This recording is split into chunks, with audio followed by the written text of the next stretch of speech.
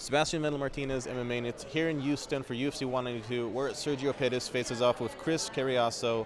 So, Sergio, you're just a couple days away from a fight now, and your opponent is sitting just a couple meters away from you. What's it like having your opponent so close when the fight itself is also so close? I mean, I'm pretty used to it now. In the UFC, they do this a lot, and we're usually cutting weight in the same sauna room, usually chilling out in the same hot tub. So, I mean, it's nothing different. I'm used to it now, and it's business, man. We're gonna come out here and we're gonna try to fight each other and put on a show for the fans. And putting on a show for the fans is definitely what you've been doing so far. You've got a very exciting fighting style, very praised. However, unfortunately, things didn't really go your way in your last fight. And a fight that you actually were winning pretty decisively up until you got caught. Yep. When you do have a fight like that where you are winning it and you just get caught, are there any takeaways? Is there anything you can learn from it? Yeah, I mean, I learned a lot from that fight. Like I said, I take pride in my stand-up. I'm a stand-up fighter. And, I was going out there and trying to bang with a guy who's, a better brawler than me. And, that's something I messed up on. One little detail, left my chin up when I threw a hook, got caught. Definitely a learning experience for life. And, I could have took it in two ways. I could either just went negative and learn nothing from it, or take it in a positive way and learn something for it and something I could apply in my future fights. And I mean, not only inside of fights, but in life in general. Sometimes stuff's going to happen to you that you're not going to expect, and you could either take a negative route or a positive route. I'm a pretty positive guy, so I took the positive route, learned a lot from that, and I think I'm going to take that with me for the rest of my career. All right, excellent. And coming from the loss to Ryan Benoit, you're now facing an actually higher ranked opponent, which is, I mean, if you look in terms of previous matchmaking, it's usually unexpected that you take a leap up after a loss. Was this something that you requested? Did you request a high-ranked, established guy, or was this just a fight that was thrown at you? I mean, this was the fight that was thrown at me. I've always been interested in fighting Chris Cariaso.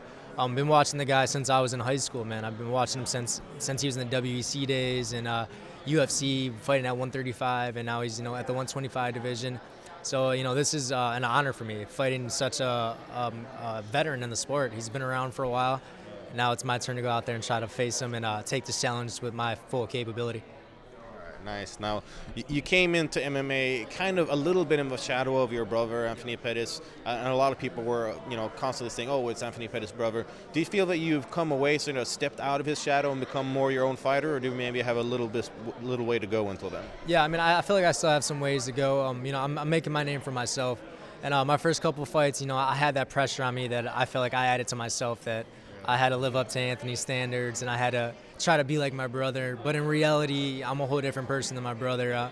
Our perspectives are different on life. Our styles are different in the cage. And we're just completely different people. And I learned to accept that and learned to love myself, man. That's what after this fight, I had to find myself. And my last fight, I had to find myself and did some self-searching. And I found out that I like who I am, and I'm ready to be myself now and go out there and perform to my capability.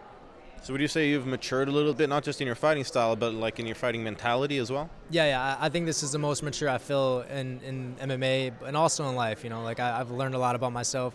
That last fight taught me a lot about myself. I'm not a quitter. I'm gonna come back in there. I'm gonna keep pursuing my dream, and I'm gonna make this dream a reality for me.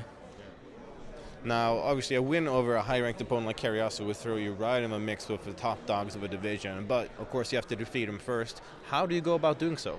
I mean, whatever happens after this fight. I'm gonna come out the winner. Obviously, in my head, I'm gonna win this fight. And how are you gonna do it?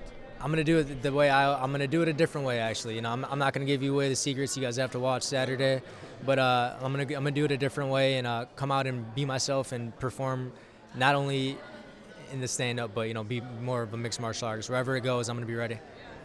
All right. Well, I'm sure our fans looking forward to the new secrets that you're not allowed to reveal yet. Thank you very much for your time. Thanks, man.